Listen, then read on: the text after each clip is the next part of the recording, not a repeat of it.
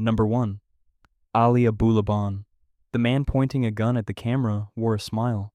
In the video, 29-year-old Ali Abulaban was doing another impression, this time Tony Montana from Scarface, and his 950,000 TikTok followers couldn't get enough.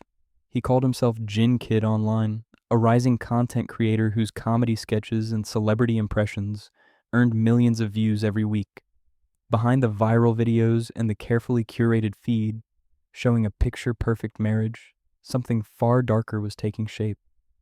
Ali Abulaban met Anna Marie in 2014 while both served in the United States Air Force, stationed in Okinawa, Japan. Friends described them as inseparable at first.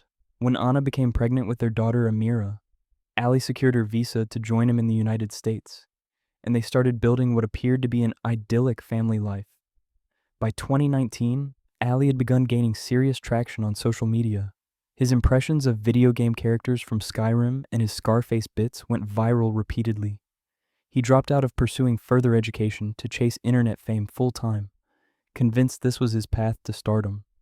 Anna often appeared in his content, either filming behind the camera or performing alongside him, presenting the image of supportive partnership. But the relationship that looked flawless on Instagram was fracturing behind closed doors. As Ali's following grew, so did his jealousy. Anna had started building her own social media presence, and her rising popularity became a point of contention. Friends later told investigators that Ali grew increasingly possessive and controlling. The couple relocated to San Diego in 2021, believing California would boost Ali's career. Instead, the move amplified existing tensions. Ali became convinced Anna was unfaithful. He accused her constantly, recorded their arguments on his phone, and sent threatening voice messages. The emotional abuse escalated into physical violence. Multiple domestic disputes were documented by their luxury apartment building management at the Spire San Diego complex in the Edgewater neighborhood. In early October 2021, Anna made the decision to end the marriage. She told Ali to move out, but said he could leave their daughter with her temporarily while he found a new place. What Anna didn't know was that before leaving, Ali had installed monitoring software on their 5-year-old daughter's iPad. From his new location, he listened to everything happening inside the apartment he once shared with his wife. On October 21st, 2021, Ali heard something through that hidden listening device that sent him into a rage. Anna was talking with someone. 29-year-old Rayburn Cardenas Barron, a friend of Anna's, had come to visit. Surveillance cameras captured Ali driving to the high-rise that afternoon. Elevator footage showed him riding up to the apartment, his face set with grim determination. He used his key to enter. What happened next lasted only minutes. Ali shot both Anna and Rayburn multiple times. Anna died at the scene. Rayburn died at the scene. Then Ali made a phone call, not to emergency services, to his mother. The recorded conversation would later become key evidence at trial. Ali's voice was matter-of-fact as he told her what he'd done. Only after that call did he dial 911. When police arrived, they found both victims on the couch, and Ali fully cooperative with his confession. Detectives quickly pieced together the timeline using security footage, phone records, and the spyware Ali had installed. The listening device on his daughter's tablet provided a complete digital trail. Ali had been monitoring Anna for weeks, waiting and listening. Text messages revealed the depth of his obsession and his belief that Anna belonged to him. During interrogation, Ali admitted to the shootings, but claimed he'd acted in a moment of passion after witnessing betrayal. Prosecutors saw it differently. This was premeditated. This was stalking that ended in murder. The trial began May 1st, 2024, and lasted nearly a month. San Diego County prosecutors presented a methodical case. They showed the jury surveillance video of Ali entering the building, minutes before the killings. They played his chilling phone call to his mother, made seconds after the shootings. They detailed the spyware installation and the pattern of abuse leading up to that October afternoon. Ali's defense attorney argued that her client suffered from mental health issues, childhood trauma, and was under the influence of cocaine at the time. She claimed the cocaine explained his irrational behavior, including re-racking his gun unnecessarily between shots. She asked the jury to see this as manslaughter driven by extreme emotional disturbance, not calculated murder. She pointed to Ali's troubled upbringing and the manipulative dynamics of the relationship. The jury didn't buy it. On May 29, 2024, after just over 1 day of deliberations, they returned with guilty verdicts on 2 counts of first-degree murder. Cheers erupted in the courtroom from the victims' families as the verdict was read. Ali showed little emotion initially, though he later broke down. Judge Jeffrey Fraser sentenced Ali Abulaban to 2 consecutive terms of 25 years to life without the possibility of parole on September 7, 2024. During sentencing, the judge stated he had serious reservations about Ali's claimed remorse, calling him a very selfish person. Victim impact statements were devastating. Anna's sister screamed at Ali, crying that she would have saved her sister if only she'd known about the abuse. Rayburn's family described their little brother as caring and selfless, someone who helped others without hesitation. The judge's final words were unequivocal. Ali Abulaban will die in prison. He will never be a free man. He will take his last breath behind bars. Ali has since filed an appeal claiming the trial was unfair, that media coverage poisoned public opinion, and that he was labeled the TikTok murderer before he could defend himself. The appeal is pending in California's 4th District Court of Appeal. His social media accounts have been scrubbed, though compilations of his content remain on YouTube as grim reminders of the disconnect between online persona and reality. While Ali Abulaban's crimes unfolded in California, across the Atlantic Ocean, another social media star was orchestrating something equally deadly on the motorways of England. Number 2, Mahek Bukhari. She called herself May Be Online, and by 2021, nearly 200,000 people followed her every post. 22-year-old Mahek Bukhari had built a lifestyle brand showcasing fashion, makeup, and the seemingly perfect relationship she shared with her mother Anne Zreen. Their TikTok videos celebrating contemporary South Asian culture and family bonds resonated with viewers across the United Kingdom. What none of those followers knew was that behind the influencer facade, mother and daughter were about to cross a line that would end 2 innocent lives. Mahek grew up in Stoke-on-Trent, born to British Pakistani parents who had briefly lived in New York before returning to England. Her mother, Anne Zreen, owned a private security company and became deeply involved in her daughter's online career, frequently appearing in videos alongside Mahek. The duo became recognized for their dynamic content, and Mahek dropped out of university to pursue influencing full-time. She collaborated with Brit Asia TV personalities, reviewed restaurants, and attended events where her mother often accompanied her. Regional media profiled Mahek as part of a new generation of British influencers blending traditional and modern aesthetics. She described her platform as a place to inspire young women towards self-confidence and expression. Everything pointed toward continued success. But in early 2019, Anne Zreen began a secret affair that would unravel everything. She became involved with 18-year-old Taleb Hussain from Banbury, Oxfordshire. The relationship lasted roughly 3 years. When Anne Zreen attempted to end it, Taleb refused to let go. He began making demands. He claimed she owed him £3,000 he'd spent on her during their time together. More troubling, he possessed sexually explicit photographs and videos of Anne Zreen, and he threatened to send them to her husband and son unless she paid. The blackmail escalated through repeated threatening messages. Anne Zreen felt trapped. She confided in Mahek about the situation. Mahek's response revealed a ruthless streak. In text messages to friends, she wrote that she would get some guys to jump Taleb so he wouldn't know what hit him. She assured her mother not to worry. They briefly considered going to the police, but ultimately decided against it. Instead, they formulated a different plan. They would confront Taleb directly and seize his phone containing the compromising material. On February 11th, 2022, they arranged a meeting. Taleb was told to come to a Tesco car park in Hamilton, Leicester, under the pretense that Anne Zreen would return his money and they could resolve the dispute. Taleb arrived that night with his friend, 21-year-old Mohammed Hashim Ijazuddin, who was driving. Neither young man realized they were walking into an ambush. Waiting in the car park were 8 people across 2 vehicles, an Audi TT and a Seat Leon. Inside were Mahek, Anne Zreen, and 6 others they'd recruited, including 2 men named Rekhan Karwan and Rais Jamal. Some of the occupants wore balaclavas. When Taleb and Hashim pulled up in their Skoda Fabia and saw the number of people waiting, they panicked. The Skoda paused briefly, then sped away. The 2 cars immediately gave chase. What followed was a high-speed pursuit reaching speeds exceeding 100 miles per hour. along the A46 dual carriageway. Saqib managed to call 999 from the passenger seat. The call was played later in court. His voice was terrified.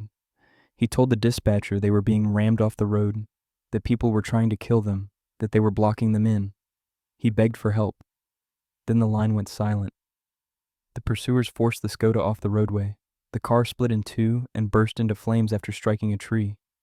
Both Taleb Hussain and Mohammed Hashimi Jazuddin died instantly at the scene. Forensic collision investigators determined the victim's vehicle had been deliberately rammed. Tire marks and vehicle damage patterns painted a clear picture. Analysis of phone records and vehicle movements placed all 8 suspects in the area at the time of the crash. Police arrived at the Bukhari family home hours after the incident. Body cam footage captured Mahek and Ansreen acting surprised and cooperative. But investigators weren't fooled. Text messages recovered from phones showed the planning that preceded the meeting. Messages between the group revealed discussions about confronting Saqib and taking his phone by force. The 999 call made by Saqib minutes before his death was damning evidence that this was no accident. All 8 individuals were arrested and charged. The trial at Leicester Crown Court lasted 10 weeks and concluded in August 2023. Prosecutors presented the case as cold-blooded murder motivated by family honor and fear of shame. The blackmail undoubtedly existed, they acknowledged, but the Bukharis had options. They could have gone to the police. Instead, they chose violence. The defense argued this was a plan gone wrong, that the intention was only to scare Saqib and retrieve the phone, not to kill anyone. They emphasized Mahek's youth and claimed her involvement was limited. The jury deliberated for 28 hours before returning with their verdict, guilty on 2 counts of murder for both Mahek and Ansreen Bukhari. Rakan Karwan and Rais Jamal were also convicted of murder. 3 others were found guilty of manslaughter. On September 1st, 2023, Judge Timothy Spencer sentenced Mahek to life in prison with a minimum term of 31 years and 8 months. Her mother Ansreen received a minimum of 26 years and 9 months. The judge described Mahek's social media fame as creating an utterly self-obsessed personality with a wholly unjust sense of entitlement. He called her oblivious to the damage she caused. He labeled it a case of cold-blooded murder. Mahek's legal team filed an appeal, arguing the sentence was manifestly excessive, given her age and immaturity at the time of the offense. In October 2025, the Court of Appeal partially agreed. Lord Justice Warby noted that insufficient allowance had been made for the fact that Mahek was an immature 22-year-old when the crimes occurred. Her minimum sentence was reduced to 26 years and 285 days. She will be eligible for parole consideration sometime in the 2050s. The case sparked widespread debate in the United Kingdom about influencer culture, the pressures of maintaining online personas, and how social media fame can distort a young person's sense of morality and consequence. But while Mahek Bukhari's influencer lifestyle led her to murder on British roads, an American YouTuber was descending into an even darker obsession, one that would end with his entire family dead and a high school in his crosshairs. Number 3. Trey Sesler. On February 12, 2012, a YouTube video appeared with an ominous title, "Mr. Anime is planning something." The young man on screen, known to over 300,000 subscribers as Mr. Anime, explained he'd be taking a break from his anime reviews for 2 or 3 weeks. He offered no details about what he was planning. His tone was casual, almost cheerful. 5 weeks later, investigators would discover exactly what Trey Eric Sesler had been preparing for, and the answer would horrify the small town of Waller, Texas. Trey was born August 3rd, 1989, and by most accounts, grew up in a normal, loving household. His father, Lawton Sesler, taught 5th grade in the Cypress Fairbanks Independent School District. His mother, Rhonda, worked at the Waller Times newspaper. His older brother, Mark, 26 years old by 2012, frequently appeared in Trey's amateur films and YouTube videos. To neighbors and classmates, the Seslers seemed like an ordinary suburban family. Trey himself rarely got into trouble at school and never complained of bullying. But at age 13, something disturbing emerged. Trey told a teacher about a detailed plan he'd devised to call 911, reporting a suspicious shadow outside his parents' home, then wait in nearby woods with a baseball bat to attack responding officers, steal their firearms, and use those weapons to shoot a friend. The school and police took it seriously enough to mandate psychiatric evaluation. Nothing came of it. The matter was eventually dropped, filed away as a strange incident from an odd kid who probably didn't mean it. In September 2006, Trey launched his YouTube channel Lenscap Productions when the platform was still in its infancy. He posted anime film reviews, short films he'd written and directed, and comedic skits. His username became Mr. Anime, and he genuinely connected with fellow anime enthusiasts. His content was upbeat and goofy. Subscribers described him as knowledgeable and entertaining. For several years, this hobby seemed healthy and productive. Mark often acted in Trey's projects, playing characters and helping with production. The brothers appeared close, but around 2011, things began to shift. Trey's relationship with his father deteriorated after he dropped out of college, a decision Lawton strongly opposed. Trey moved into his grandmother's house in Hempstead after she passed away, ostensibly to safeguard the property. In reality, he wanted distance from his father's disappointment. Living alone with no oversight, Trey's behavior grew increasingly concerning to those who knew him. Neighbors noticed he frequently displayed firearms. Charles Scroggins, who lived nearby, recalled Trey showing off a rifle and saying with this weapon, he could shoot a person way off yonder, 1,000 yards away. Scroggins later told his wife he believed Trey would kill someone someday, though he never imagined it would be Trey's own family. During this isolated period, Trey became obsessed with mass killers.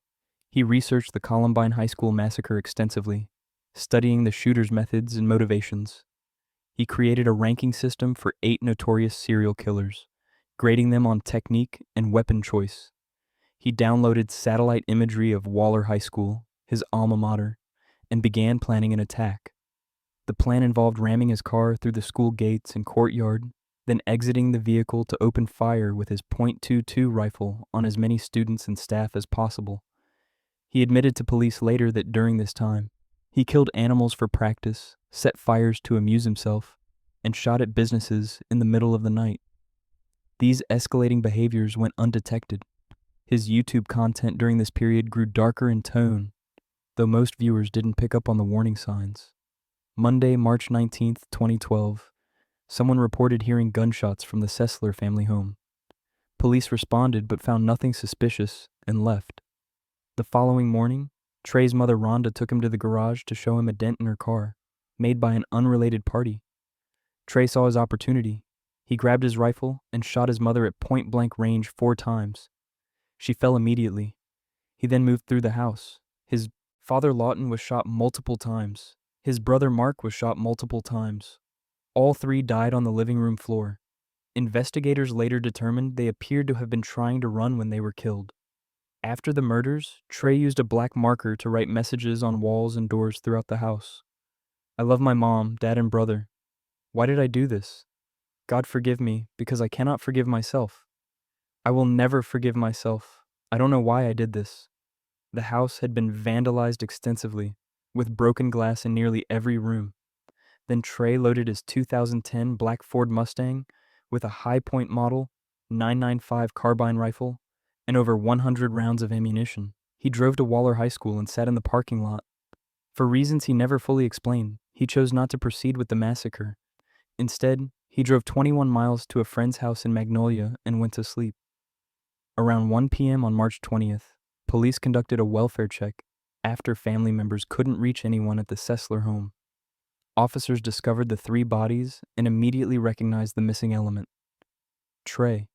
An arrest warrant was issued. He was found that evening at 9:30 p.m. at his friend's house and taken into custody without incident. During an 8-hour interrogation with Texas Rangers, Trey confessed to everything. His explanations for motive shifted multiple times throughout the interview. At one point, he claimed he killed his family to spare them the shame of what he was about to do at the school. Later, he said his family members were simply the first immediate human targets in his sight. His demeanor during questioning unsettled investigators. He would weep and admit wrongdoing, then zone out and seem like an entirely different person, disconnected from the gravity of his actions. Trey was charged with 3 counts of capital murder and held on $5 million bond. The small community of Waller was shaken. Security increased at all 8 schools in the district as details emerged about Trey's planned attack. Investigators combing through his belongings found the research papers on serial killers, the satellite maps of the school, and writings detailing his fascination with mass violence. Waller Police Chief Phil Rehak told reporters they had prevented something horrific from happening and expressed relief they'd acted quickly. On August 2nd, 2012, just over 4 months after the killings, Trey Sesler pleaded guilty to capital murder. He was immediately sentenced to life in prison without the possibility of parole. Trey reportedly told the judge to take away his parole rights because he feared he was a danger to himself and others. His defense attorney Franklin Blazek stated this was a great tragedy with no good outcome, but that Trey felt comfortable with the sentence and hoped it would provide closure for surviving family members and protect the community.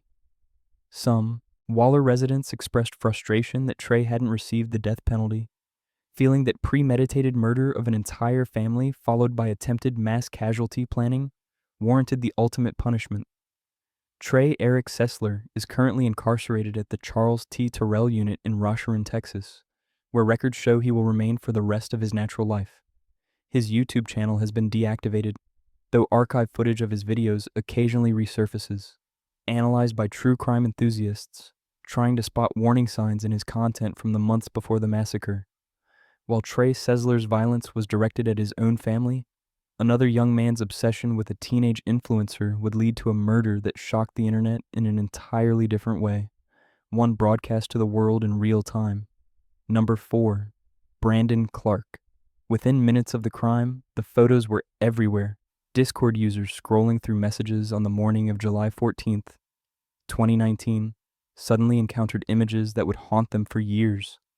A 17-year-old girl's body lay beneath a green tarp, and the person who killed her had posted the evidence himself, along with photos of his own self-inflicted injuries. By 7 a.m., dozens of people had called 911.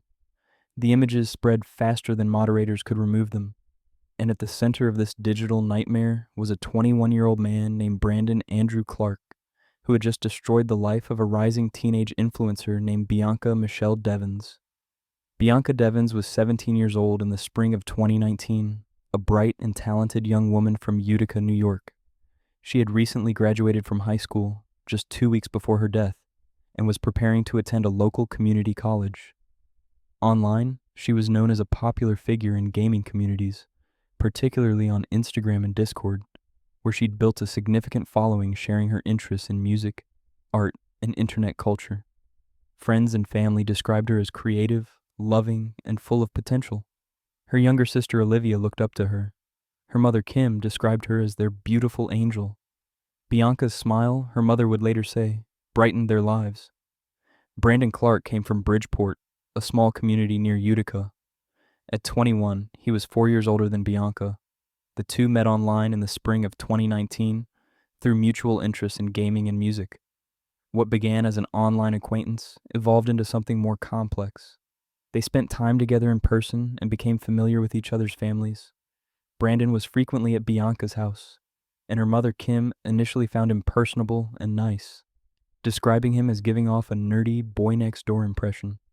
Police later characterized their relationship as intimate, though Bianca viewed it differently than Brandon did. Her family considered Brandon a close family friend. Others who observed their interactions feared he was exploitative and overly possessive. The relationship dynamic became clearer on the night of July 13th, 2019. Brandon and Bianca attended a Nicole Dollanganger concert together in New York City. The evening started normally, but tensions emerged as the night progressed. According to police reports, Brandon became upset after he witnessed Bianca kiss another boy at the concert. The perceived rejection triggered something in him. They began the drive back to Utica in the early morning hours of July 14th. Somewhere along that route, in the darkness before dawn, Brandon confronted Bianca about what he'd seen. She made it clear they were not in an exclusive romantic relationship. Bianca's mother later told reporters that her daughter had no idea what was coming, that Brandon caught her completely off guard with no time to fight or defend herself, with no warning whatsoever. Brandon pulled the vehicle over. When Bianca exited the car, he attacked her with a knife. The assault was brutal and swift. He cut her throat. Bianca Devins died at the scene in Utica, steps from the vehicle. What Brandon did next shocked investigators and traumatized an entire online community. He took photographs of Bianca's body and posted them to Discord with the caption, "I'm sorry, Bianca." He also created a video during the attack itself, a 10-minute recording that would later become evidence but was mercifully never made public. After posting the initial images, Brandon called multiple family members. The calls resembled a suicide note, prompting his relatives to contact authorities. He then made a more theatrical move. He posted more graphic photos to various social media platforms, each time with captions suggesting remorse but also ensuring maximum visibility. Police received numerous calls starting around 7 a.m. Dispatchers heard from Discord users, from Brandon's family, and from Brandon himself. In the 911 recording played during court proceedings, Brandon's voice was calm and matter-of-fact. He identified himself by name, stated that the victim was Bianca Michelle Devins, and told the operator he wasn't going to stay on the phone long because he still needed to complete the suicide part of the murder-suicide. When the first officer arrived at the scene on a dead-end street near a tarp, Brandon was holding a knife. As the officer approached, Brandon quickly slit his own throat and collapsed across the tarp, concealing Bianca's body, taking photos of himself with his phone even as he bled. He survived. Bianca did not. The investigation moved swiftly because Brandon had documented everything himself. The photos, the videos, the phone calls, the timestamps. It all created an undeniable timeline. But those images also created a secondary tragedy. They went viral. Social media platforms struggled to contain the spread. Instagram users changed their profile pictures to the death photos and went to Olivia Devon's page, knowing she would see them. The photos were sent directly to family members repeatedly. Bianca's mother described being haunted by images of her daughter's murder, unable to escape them online. Olivia, who was the same age Bianca had been at death, eventually deleted all her social media accounts, but continued receiving the photos. Brandon Clark was formally charged with second-degree murder on July 15, 2019. He pleaded not guilty initially. While in custody, corrections officers discovered he'd fashioned a shiv from a sharpened toothbrush, leading to an additional charge of promoting prison contraband. According to investigators, Brandon composed a letter to a friend around this time where he bragged about the killing and explained his motive.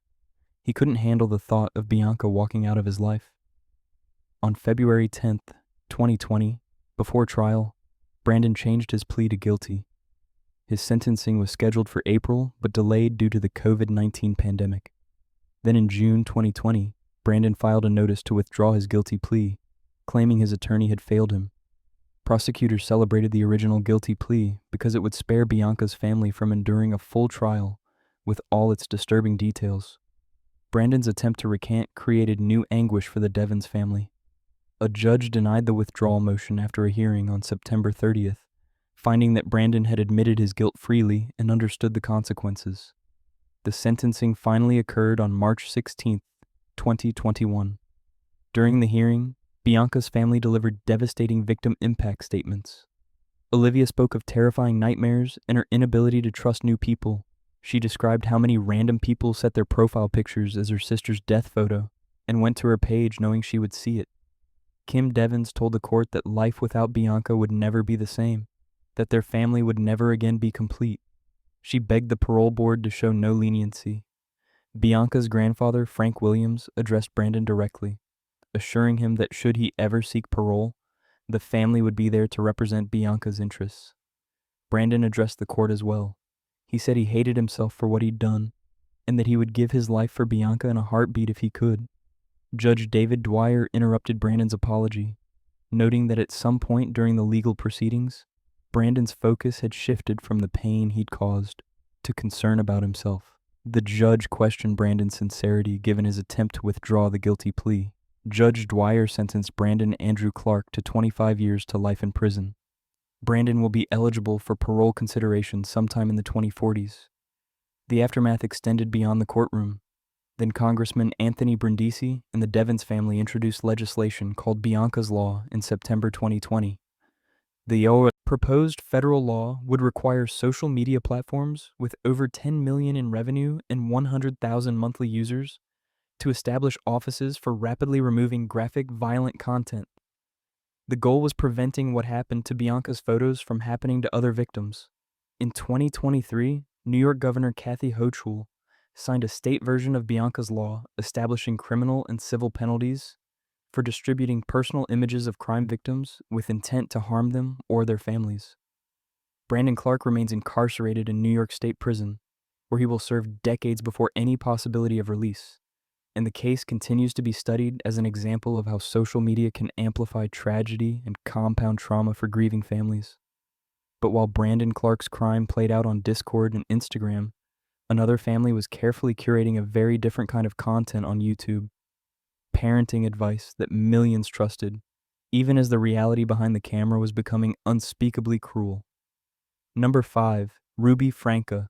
Eve is responsible for making her own lunches in the morning, so the natural outcome is she is just going to be hungry. The woman speaking to the camera was Ruby Franke, a mother of 6, whose YouTube channel 8 Passengers had attracted 2.5 million subscribers by 2020. She was explaining to her audience why she refused to bring lunch to her 6-year-old daughter who'd forgotten it at school. The comment section erupted. Some praised her tough love approach, others called it cruel. But this was just parenting advice, Ruby insisted, teaching children accountability and natural consequences. What nobody watching those videos understood was that behind the cheerful facade and the carefully edited family moments, Ruby Franke was inflicting abuse so severe that prosecutors would later compare it to concentration camp conditions. Ruby Griffiths was born January 18, 1982, and grew up in a devout Latter-day Saints family. She married Kevin Franke, and together they built what appeared to be an ideal life in Utah. Their 6 children, Sherry, Chad, Abby, Julie, Russell, and Eve, ranged in age from toddlers to teenagers. In early 2015, Ruby launched the 8 Passengers YouTube channel, documenting daily life with her large family. She posted 5 days a week at 6 a.m., offering viewers an inside look at homeschooling, discipline strategies, and the challenges of managing a busy household. The channel's popularity grew steadily. By June 2020, they'd reached around 2.5 million subscribers and amassed 1 billion total views. But concerns emerged almost as quickly as the fame. Viewers began noticing that some of Ruby's parenting methods seemed unusually harsh. In one video, she discussed banning her 15-year-old son from his bedroom for 7 months as punishment for pranking his younger brother, forcing him to sleep on a beanbag. Or in another, she threatened to cut the head off a young daughter's stuffed toy to punish her for cutting things in the house. She told viewers that she and Kevin once informed their 2 youngest children they wouldn't be receiving Christmas presents from Santa Claus because they'd been too selfish and weren't responding to other punishments like being kept home from school and cleaning floorboards. When her son forgot his lunch, Ruby not only refused to bring it, but told the school not to feed him either, hoping nobody would step in so he'd learn his lesson through hunger. In June 2020, Child Protective Services visited the Franke home after a Change.org petition cited these concerning videos. The petition alleged abuse and neglect. Ruby and Kevin posted defenses claiming incidents were taken out of context, but the channel's popularity began declining in 2021. By 2022, the Frankes separated and Kevin moved out. Ruby needed a new direction. She found it through Jody Hildebrandt, a 54-year-old mental health counselor who ran a business called Connections Classroom. Hildebrandt had originally been hired to work with Ruby's youngest son, but their professional relationship evolved into a business partnership. They launched a new video channel together called Connections in 2022 and created a joint Instagram account called Moms of Truth, offering parenting classes and life coaching. What seemed like a fresh start was actually a descent into something far darker. Jody Hildebrandt's counseling methods had already raised red flags. An NBC News investigation found her practices caused more harm than good for patients, with some comparing Connections to a cult. Under Hildebrandt's influence, Ruby began isolating herself from family. Her 3 sisters, also family vloggers, noticed Ruby pulling away.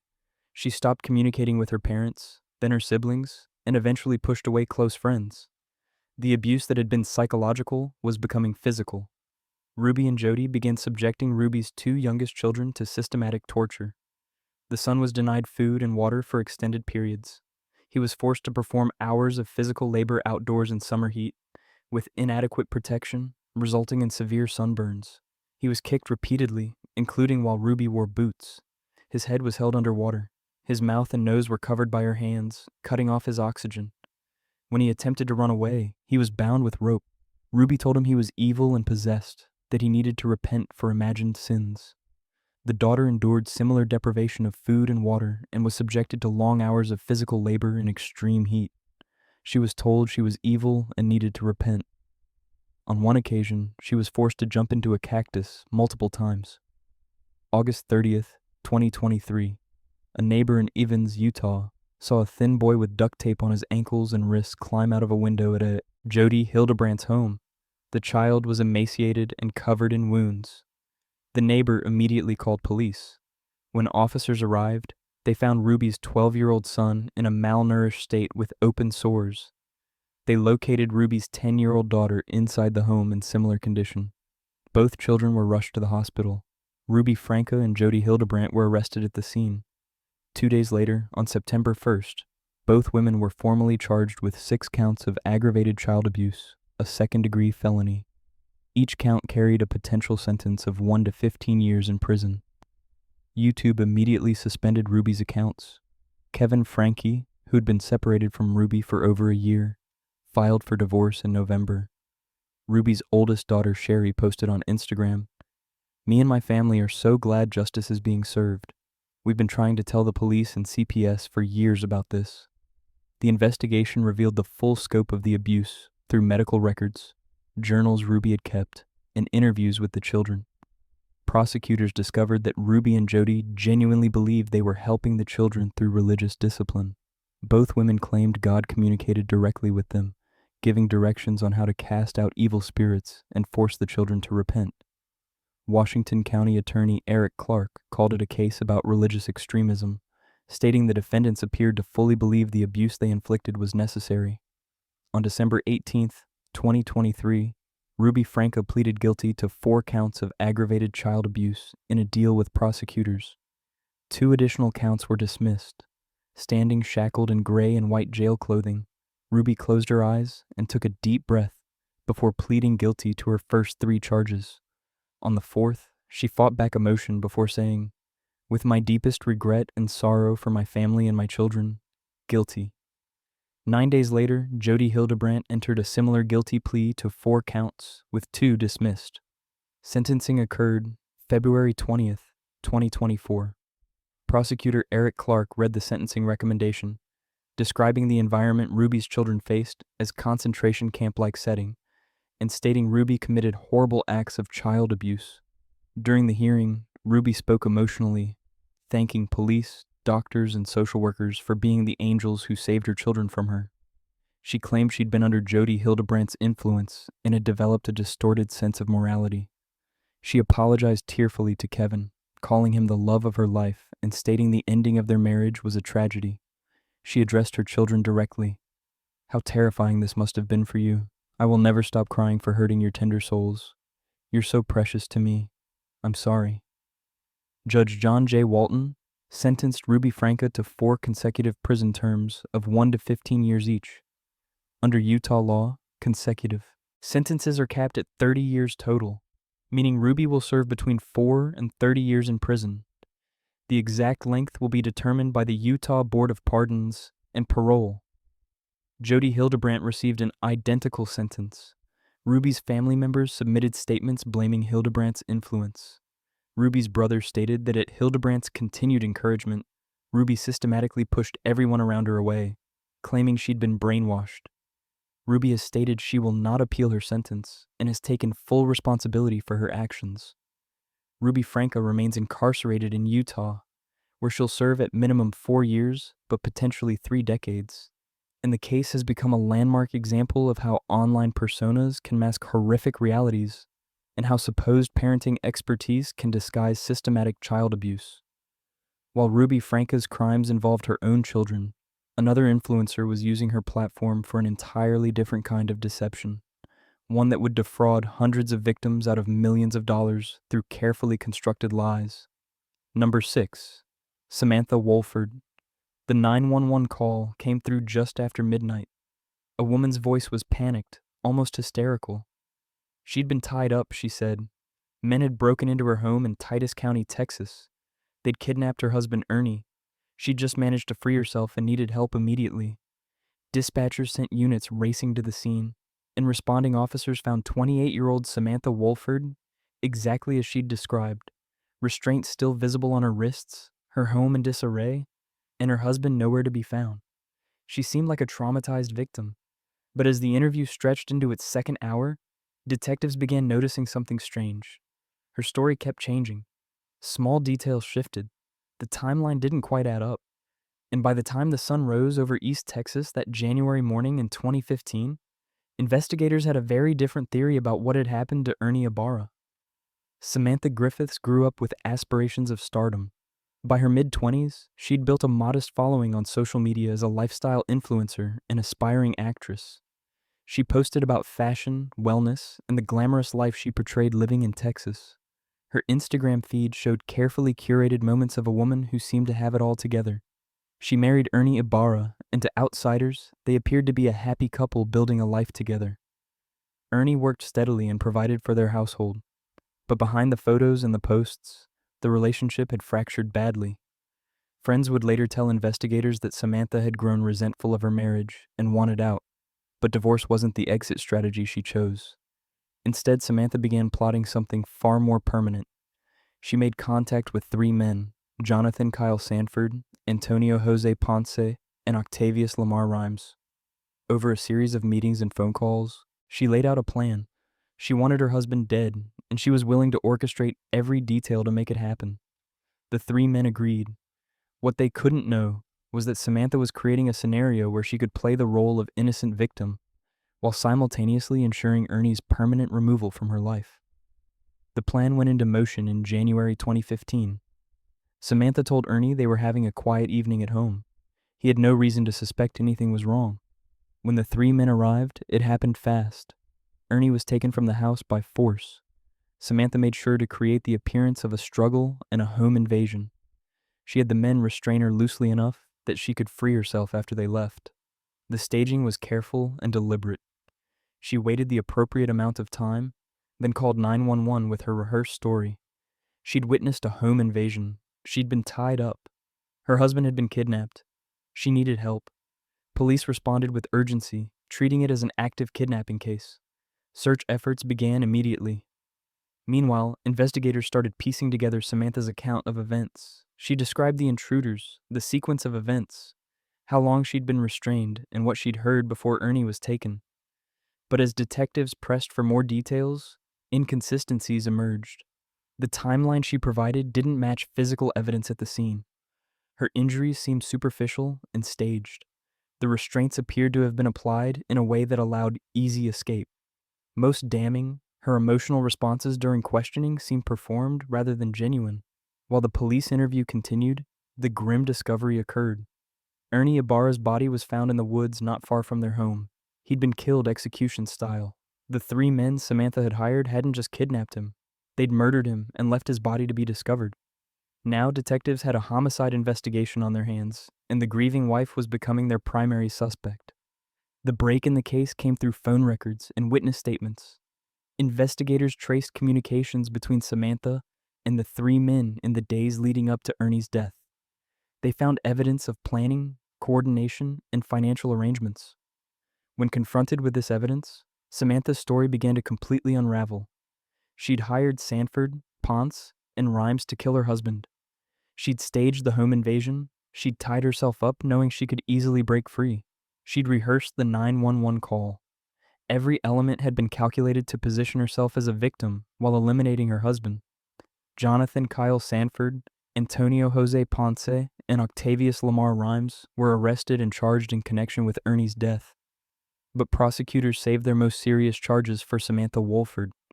She was indicted for aggravated kidnapping and murder. The state of Texas argued this wasn't a crime of passion or a sudden act of violence.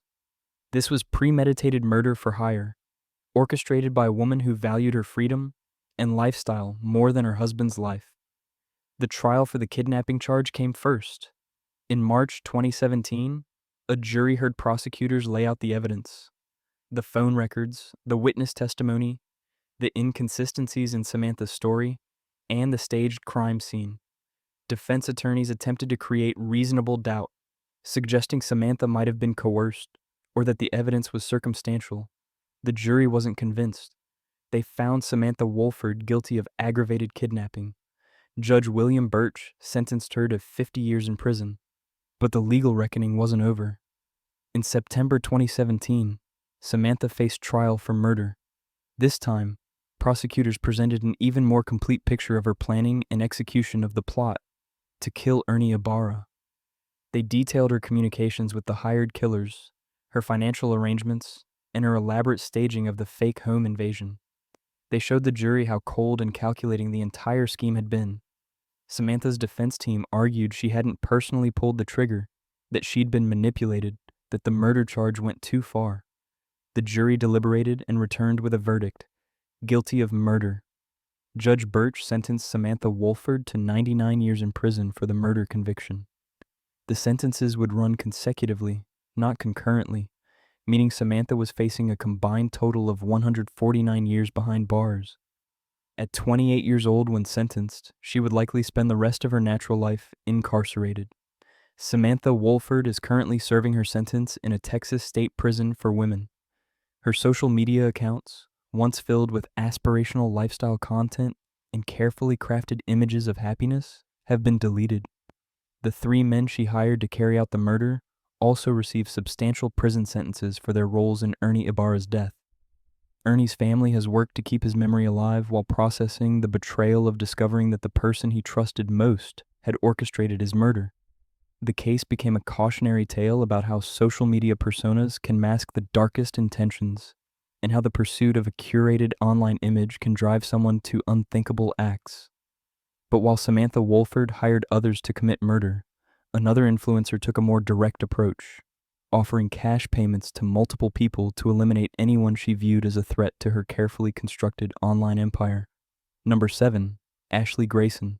Her Instagram bio read like a success story: best-selling author, 8-figure business coach, course creator, philanthropist.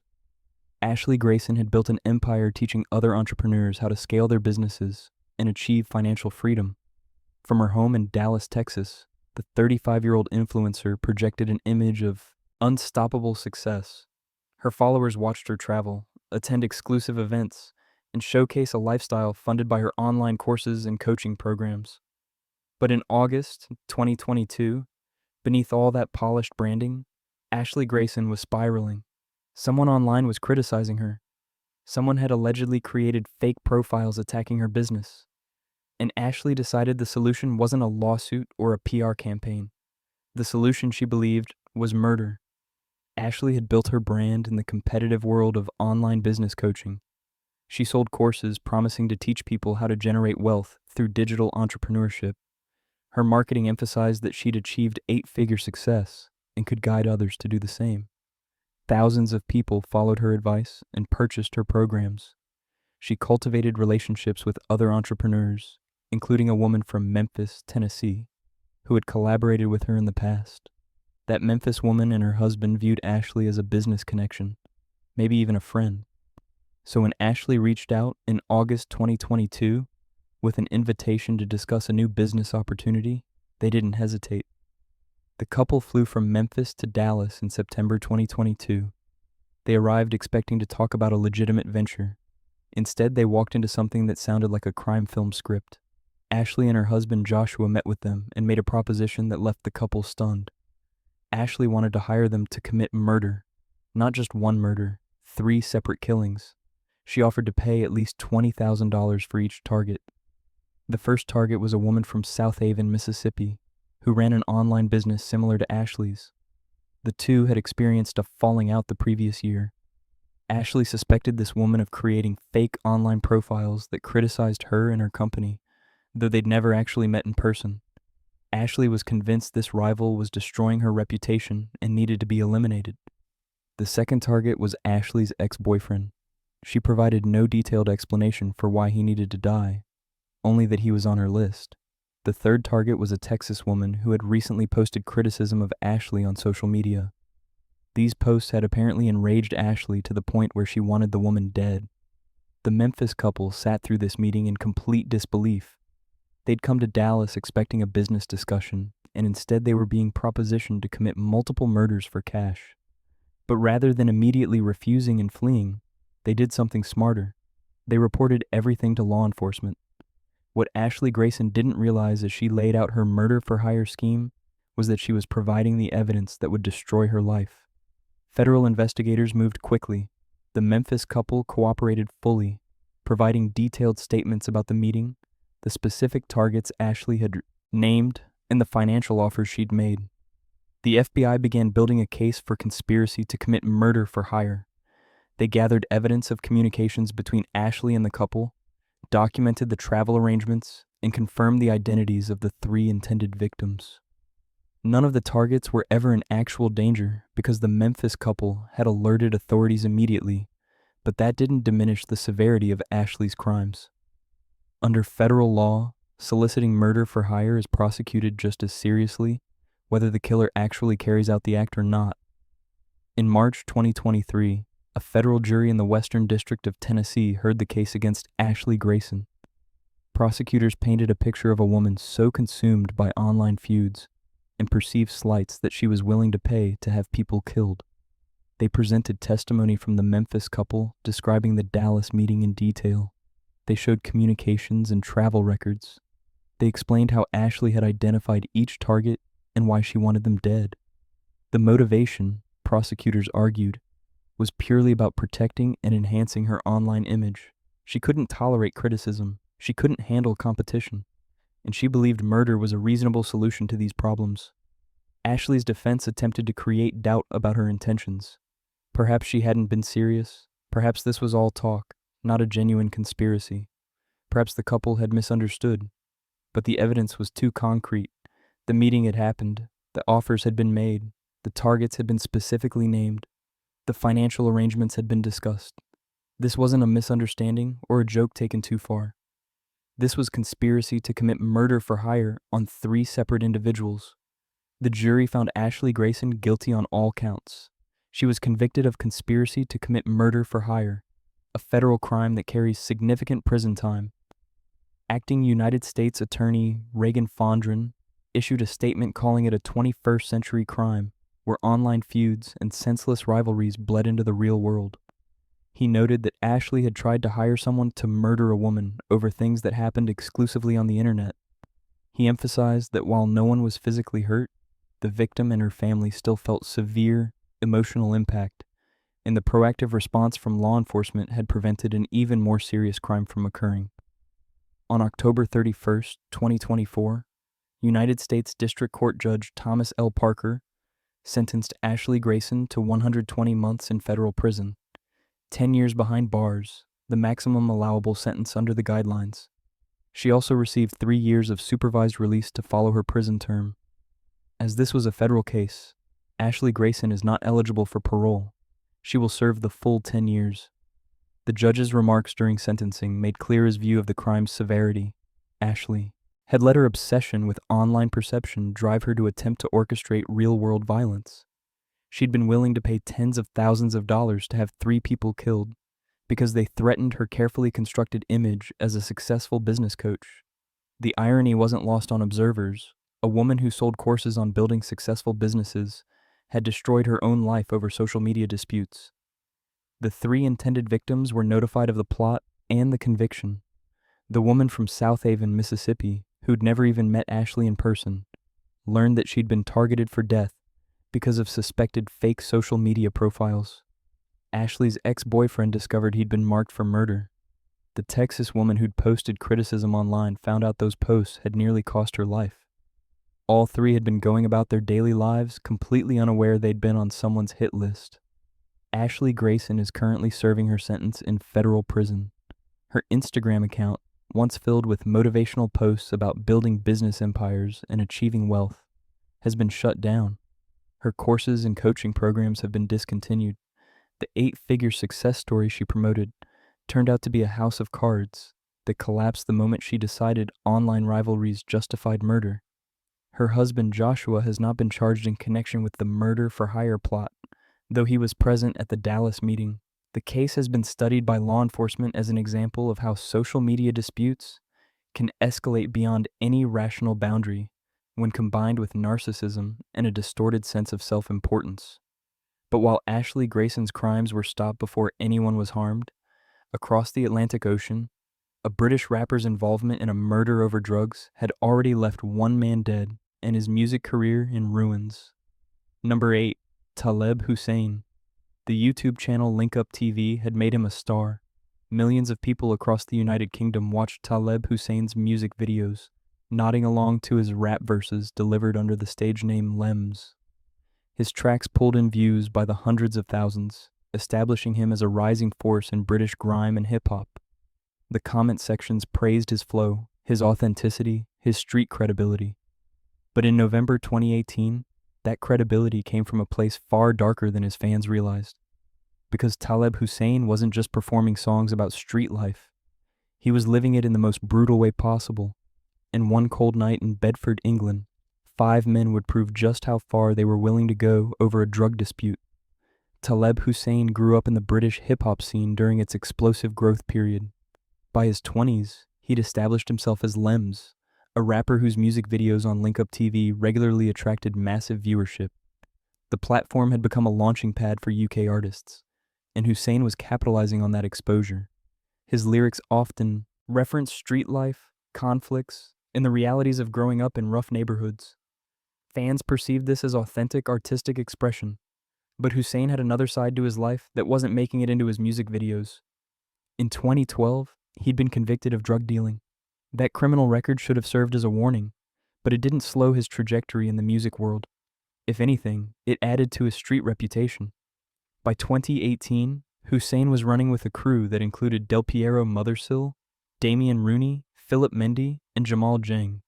These weren't just friends or associates. They were men willing to commit violence together. The target of that violence was 30-year-old Przemysław Gołomowski, a man who'd made a critical mistake in their eyes. According to reports that emerged during trial, Gołomowski had stolen from Del Piero Mothersill during a drug transaction. Worse, he'd physically struck Mothersill during a confrontation. In the world these men inhabited, such disrespect demanded retaliation. The group began planning their revenge.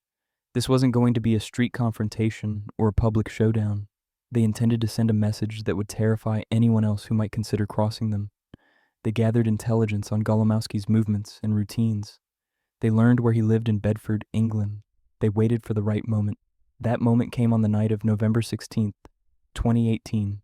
Taleb Hussain, Mothersill, Rooney, Mendy, and Jang traveled to Gołomowski's home.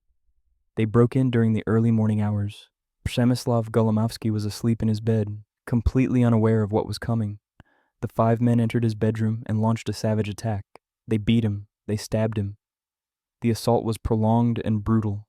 Gołomowski died in his own bed, unable to defend himself against 5 attackers who'd come specifically to kill him. The men fled the scene, believing they'd gotten away with it, but British police were already building their case. Forensic evidence at the crime scene told a story of multiple attackers. Witnesses had seen suspicious activity around Gołomowski's home that night. Cell phone records placed all 5 men in Bedford at the time of the murder. The investigation moved methodically, connecting each piece of evidence to the suspects. Detectives learned about the drug dispute that had motivated the attack. They interviewed associates who provided details about the planning stages. They discovered that Mothersill had felt personally wronged by Gołomowski and had recruited the others to help execute revenge.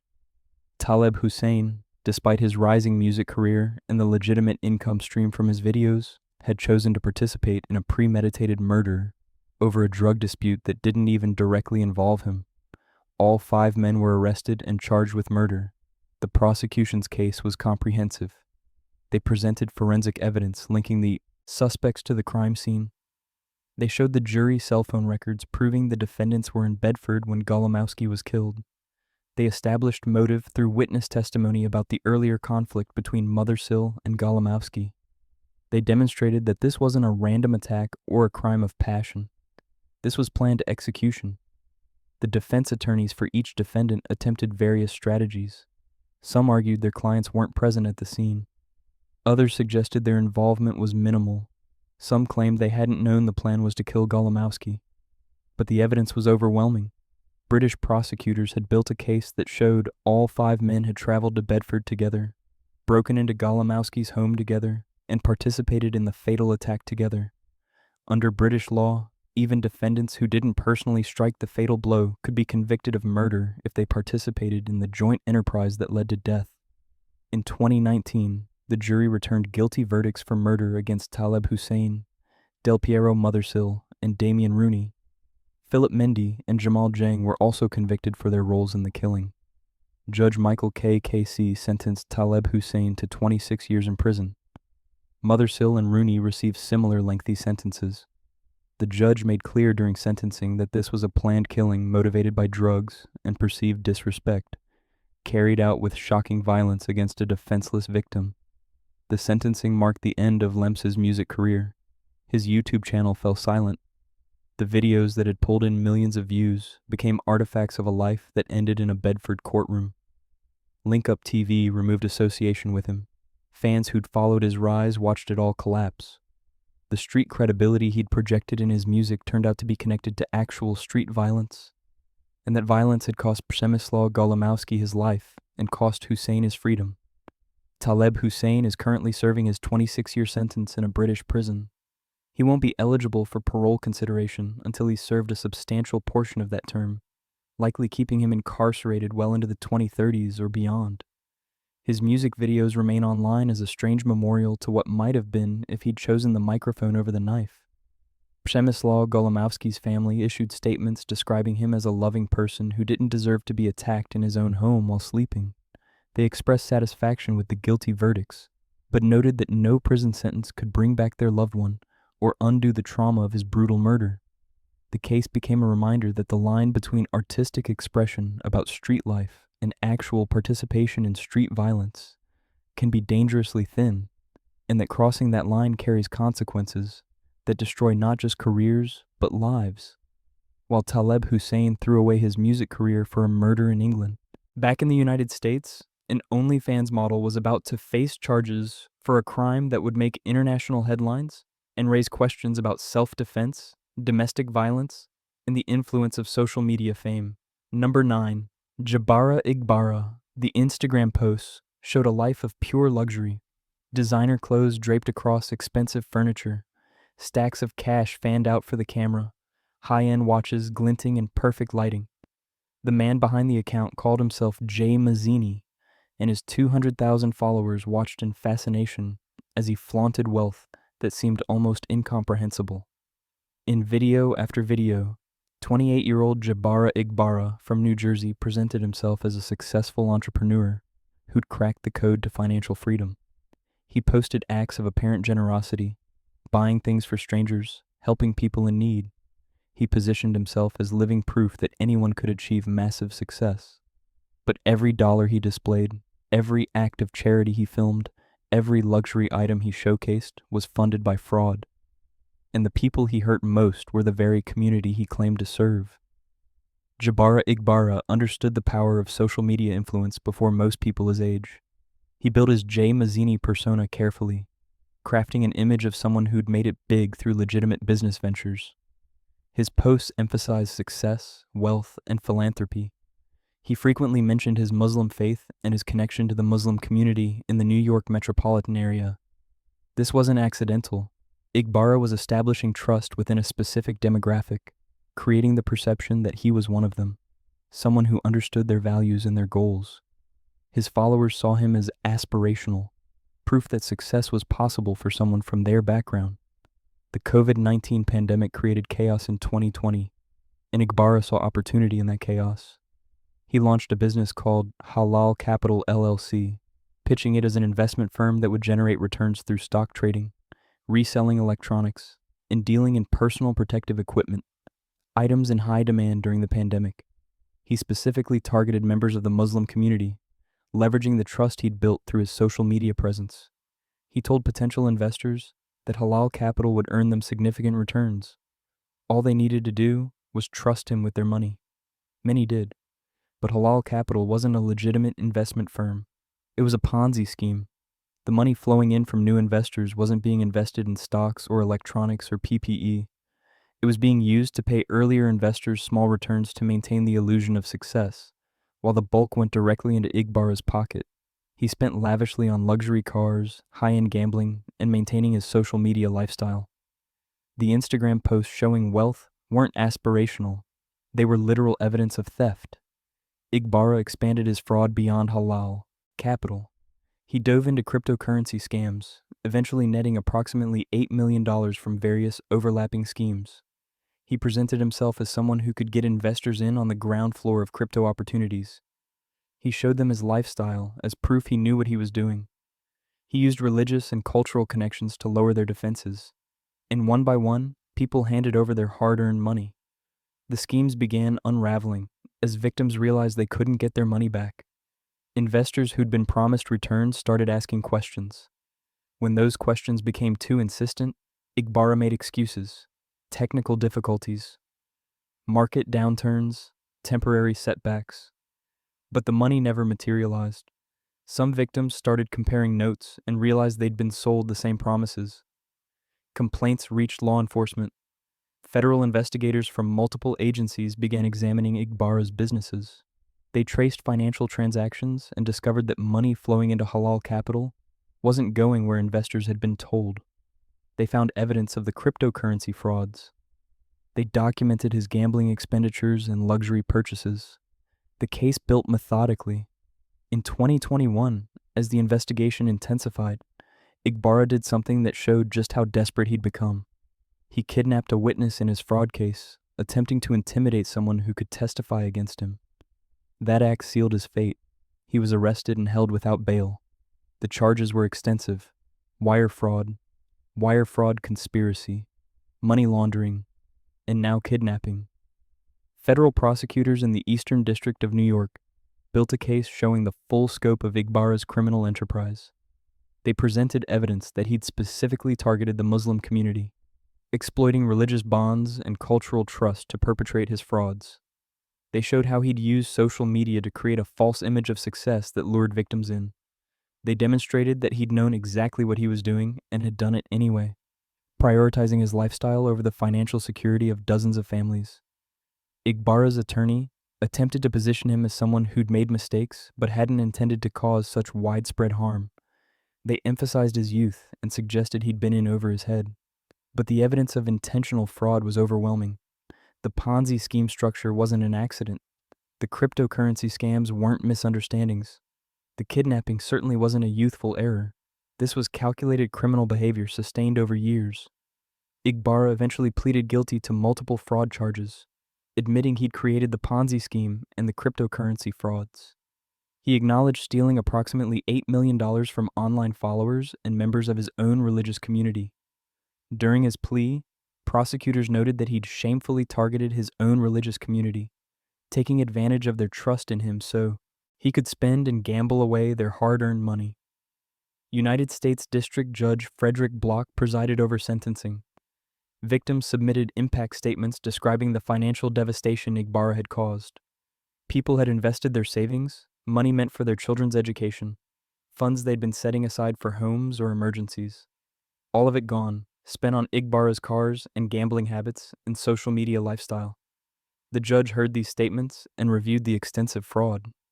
On September 24, 2024, Judge Block sentenced Jebara Igbara to 84 months in federal prison, 7 years behind bars.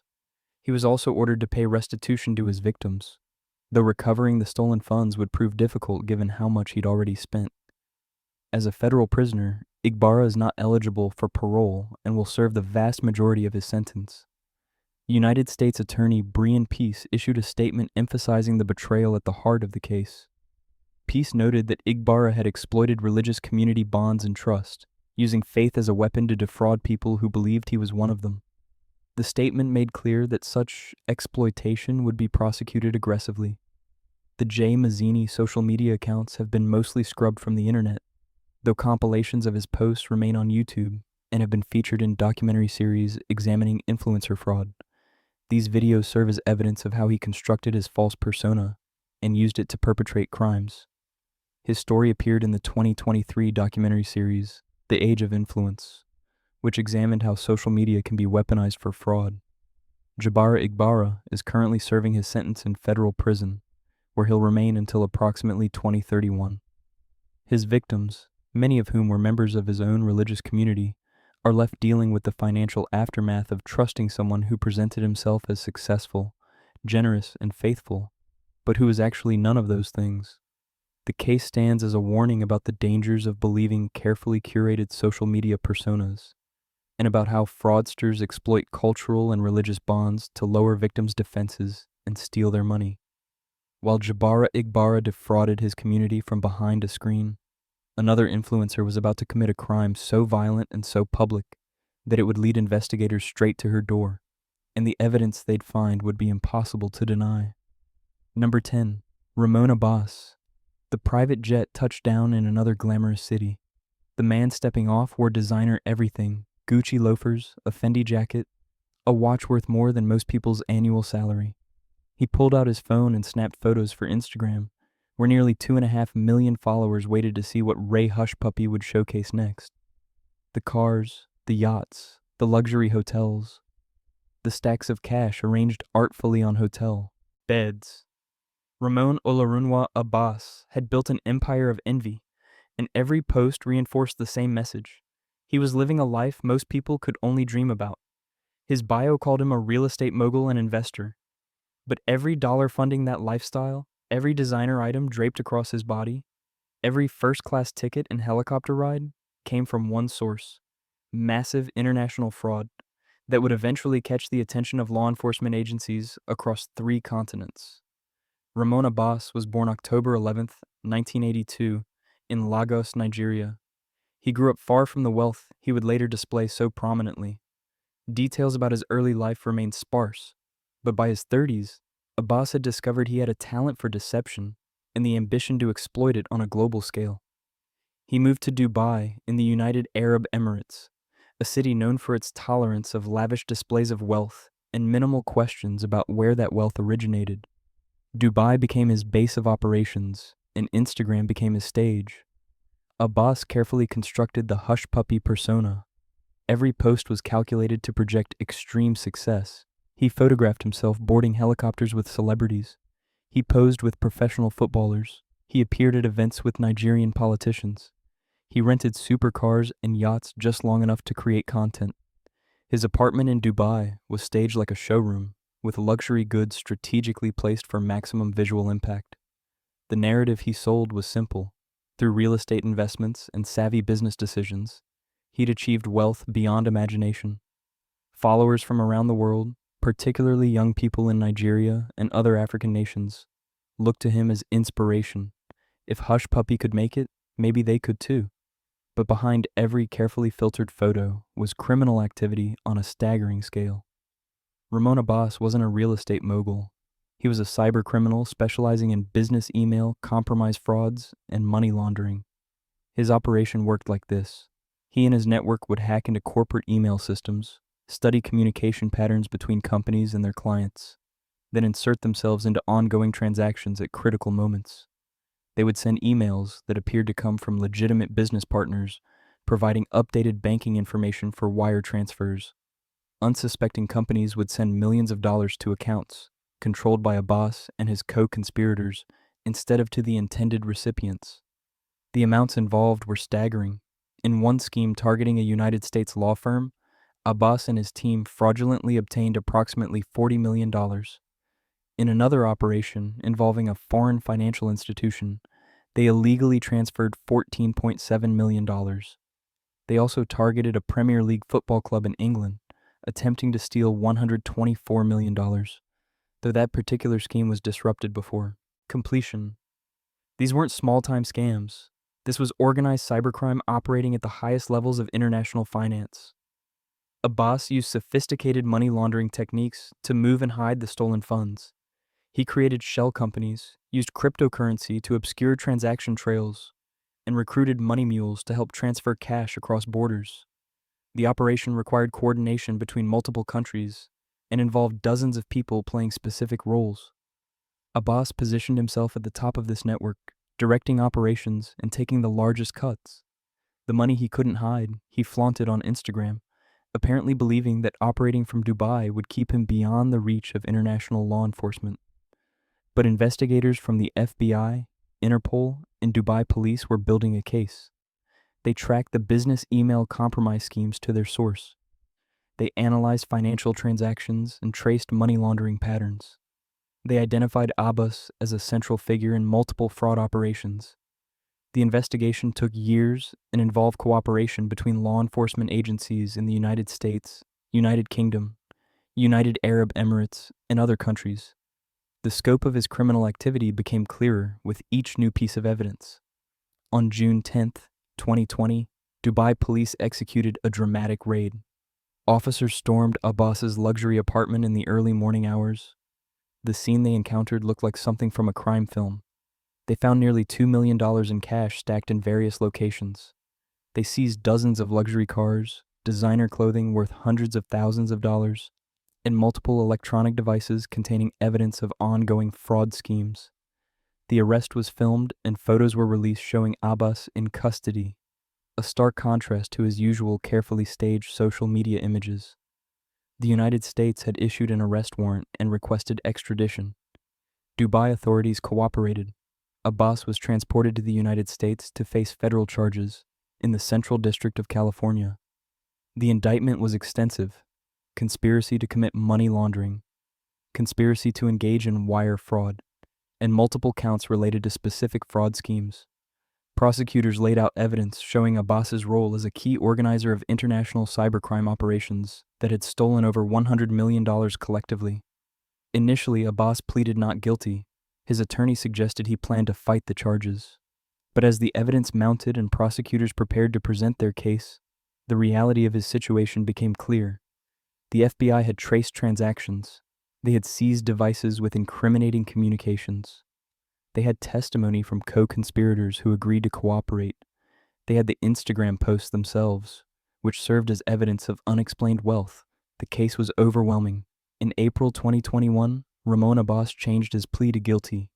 He admitted to conspiracy to engage in money laundering, acknowledging his role in schemes to launder money obtained from business email compromise frauds. His plea agreement included cooperation with ongoing investigations and acceptance of responsibility for the crimes. Sentencing was scheduled for later that year, but was delayed multiple times as prosecutors continued investigating the full scope of his criminal network. The sentencing finally occurred on November 1st, 2022. United States District Judge Otis D. Wright II reviewed the evidence, the victim impact statements, and the scope of Abbas's criminal enterprise. Prosecutors noted that while Abbas showed remorse during his plea, the damage he'd caused was extensive. Multiple businesses had suffered devastating financial losses. The law firm that lost $40 million had to lay off employees as a result. The financial institution targeted in another scheme faced regulatory scrutiny. The victims weren't abstract corporations. They were organizations employing real people whose livelihoods were affected. Judge Wright sentenced Ramon Abbas to 11 years and 3 months in federal prison, followed by 3 years of supervised release.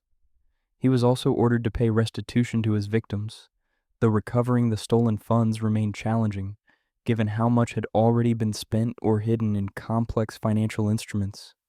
The judge noted that Abbas's social media posts documenting his lavish lifestyle would serve as a permanent record of how he'd chosen to spend stolen money, rather than attempting to legitimately build the success he pretended to have achieved. Ramon Abbas is currently serving his sentence in a federal prison in the United States. His Instagram account, once boasting nearly 2.5 million followers, has been deactivated.